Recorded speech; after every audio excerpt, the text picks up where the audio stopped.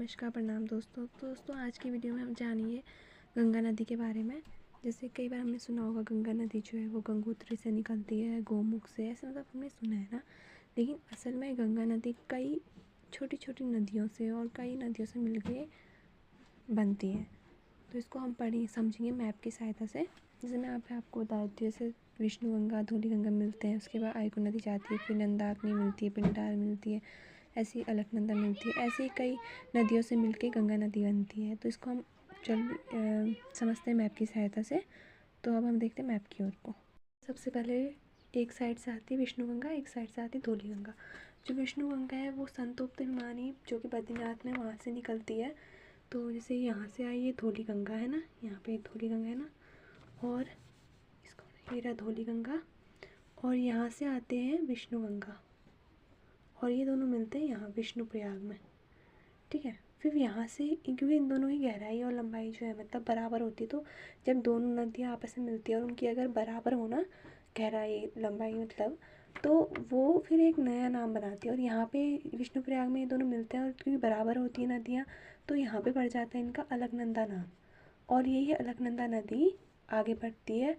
आगे बढ़ने पे फिर यहाँ से इसका नाम अलकनंदा पड़ जाता है ना, तो फिर नंदाकिनी जो कि चमोली से एक नदी आती है नंदाकिनी, और यहाँ से आती है अलकनंदा, और ये मिलते हैं यहाँ नंदप्रयाग में।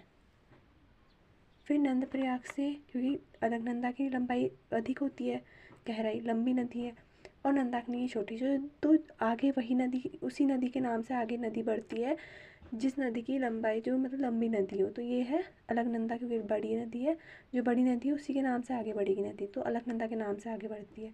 फिर यहाँ पे नंदप्रयाग में मिले नंदाकिनी और अलकनंदा नंदप्रयाग में मिले। फिर चमोली से ही, क्योंकि चमोली से नंदाकिनी निकली, उसके बाद फिर पिंडर नदी आती है, पिंडर नदी आती है, और अलकनंदा ये मिलते हैं फिर कर्णप्रयाग में।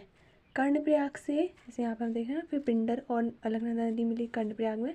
उसके बाद मिलते हैं केदारनाथ से आती है मंदाकिनी नदी, ये रहा केदारनाथ, यहाँ से आती है मंदाकिनी नदी, और यहाँ से आती है अलकनंदा, क्योंकि अलकनंदा की यहाँ भी बड़ी नदी है, यहाँ पे भी मंदाकिनी से अलकनंदा, तो आगे अलकनंदा ही जाएगी। तो मंदाकिनी और अलकनंदा फिर रुद्रप्रयाग में मिले।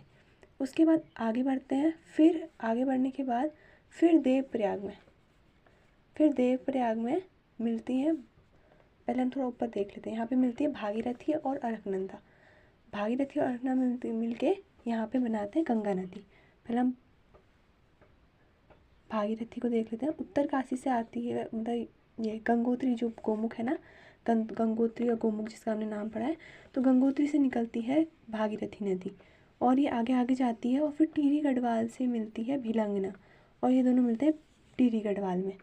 और जो ये गंगोत्री से भागीरथी नदी निकलती है ना, इसी को गंगा नदी मतलब यहाँ पे कई लोग जो है भागीरथी को ही गंगा नदी मानते हैं, क्योंकि एक्चुअल में क्योंकि भागीरथी और अलकनंदा का मिलन ही होता है, तो यहाँ पे देवप्रयाग में, और यहीं पे से बन जाती है फिर गंगा नदी। क्यों गंगा नदी बनती है यहाँ पे?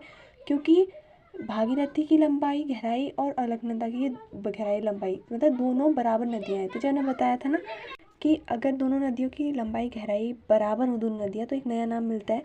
तो इसलिए क्योंकि भागीरथी और गंगा नदी की, भागीरथी और अलकनंदा नदी की, सॉरी, इन दोनों की, अलकनंदा और भागीरथी की लंबाई गहराई बराबर होती है दोनों नदियाँ, इसलिए देवप्रयाग में मिलने पे इनका नाम पड़ जाता है गंगा, और यहीं से फिर गंगा आगे बढ़ती है।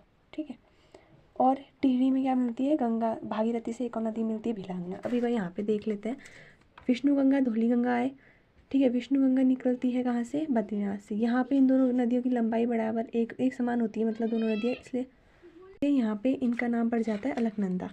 विष्णु प्रयाग में ये दोनों नदियाँ मिलती हैं और अलकनंदा नाम देती है एक नदी को, और अलकनंदा आगे बढ़ती है। नंदाकिनी, चमोली से एक नदी आती है, और नंदप्रयाग में नंदाकिनी और अलकनंदा मिलते हैं, क्योंकि अलकनंदा बड़ी नदी है, इसलिए अलकनंदा नाम से ही ये नदी आगे बढ़ती है।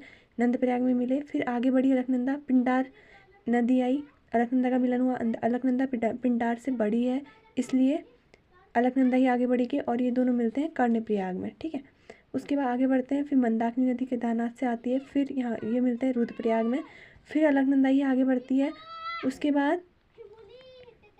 उसके बाद गंगा और भागीरथी का मिलन होता है। उत्तर काशी से भागीरथी आती है, और यहीं पे एक नदी मिलती है भिलंगना, टिहरी में मिलती है ये भागीरथी से। और फिर यहाँ पे अलकनंदा और भागीरथी का मिलन होता है और ये बना देते हैं देवप्रयाग में इनका मिलन होता है। और क्योंकि ये दोनों बराबर नदियाँ होती हैं इसलिए यहाँ पे पड़ जाता है इनका नाम गंगा। और ऐसे फिर गंगा नदी आगे बढ़ती है। ठीक है, आशा करती हूँ आपको ये वीडियो अच्छी लगी होगी और मतलब कुछ नॉलेज मिला होगा। और यहाँ पे ना हमें 5 प्रयागों का नाम भी जानने को मिल जाता है। पहला है, इसको मिटा देती हूँ, पहला है विष्णुप्रयाग, दूसरा है नंदप्रयाग, तीसरा है कर्णप्रयाग, चौथा है रुद्रप्रयाग और 5वां है देवप्रयाग। ठीक है, तो आशा करती हूँ आप लोगों की वीडियो अच्छी लगी होगी और अगर अच्छी लगी हो तो शेयर कर लेना। मिलते हैं अगली वीडियो में। धन्यवाद तब तक के लिए।